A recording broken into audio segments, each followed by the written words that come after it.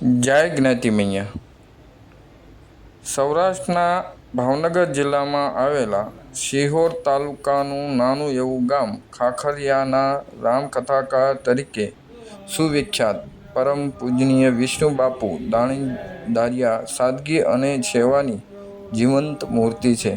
તેઓ મહંત શિરોમણી છે અને સમગ્ર ગુજરાતના ધાર્મિક જગતમાં તેમનું અનન્ય સ્થાન છે.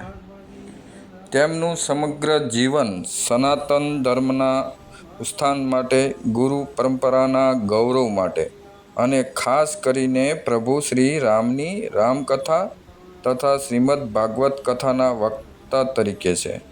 શ્રી રામકથા પૂજ્ય બાપુના માતુશ્રી પૂજનીય મુક્તાબાઈએ વારસામાં આપી છે અને શ્રીમદ ભાગવતજીનું અધ્યયન પરમ પૂજ્ય બાપુએ સોલા વિદ્યાપીઠના ગુરુજનો દ્વારા કરેલ છે.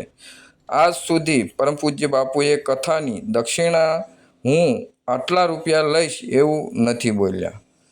જય સિયારામની આ રામકથાના પ્રચાર માટે સમર્પિત છે. બાપુ પ્રભુ શ્રી રામના પરમ ઉપાસક અને રામકથાના પ્રખર કથાકાર છે. બાપુની વાણીમાં અમૃત વરસે છે, વ્યવહારમાં નિખાલસતા છલકે છે અને હૃદયમાં અપાર કરુણા વસે છે. અમારા પરમ સૌભાગ્યની વાત છે કે પુણ્યશાળી પુરુષોત્તમ માસમાં આવા તપસ્વી અને મહાપુરુષ વિષ્ણુ બાપુના પાવન શરણ અમારા આંગણે પધાર્યા. બાપુનું શુભ આગમનથી અમારા ઘર આંગણું અને સૌનું મન પાવન થઈ ગયા. બાપુના તેજસ્વી શરણોમાં હું ભાવપૂર્વક કોટી કોટી દંડવત પ્રણામ કરું છું. બાપુએ પરિવાર સાથે બેસીને મધુર સત્સંગનો લાભ આપ્યો, ધર્મ, કર્મ અને સંસ્કારની અમૂલ્ય વાતો કરી અને સૌને હૃદયપૂર્વકના આશીર્વાદ આપ્યા. તેમના સાનિધ્યની એક એક પળ ધન્ય બની ગઈ.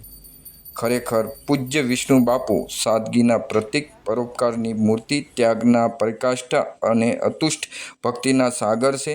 તેમના અવિરત પુરુષાર્થ અને ભક્તિભાવથી મહુવા સુરત ખાતે બાપા સીતારામ મઢુલી પર ચાલી રહેલી 395મી રામકથા પધારનાર દરેક ભક્તને મનની શાંતિ અને પ્રભુમય વાતાવરણની દિવ્ય અનુભૂતિ થાય છે.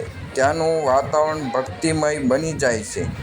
પૂજ્ય શ્રી વિષ્ણુ બાપુના શરણોમાં પુનઃ ભાવ વંદન સહ દંડવત પ્રણામ. જય જ્ઞાતિ મૈયા, જય શ્યામજી બાપુ, જય શ્રી રામ, બાપા સીતારામ. હું બિપિન કટકિયા વિનંતી કરું છું કે મારા આ વિડીયોને સનાતન ધર્મના દરેક ભક્તજનને પહોંચી જાય તેટલો શેર કરો. જય જ્ઞાતિ મૈયા.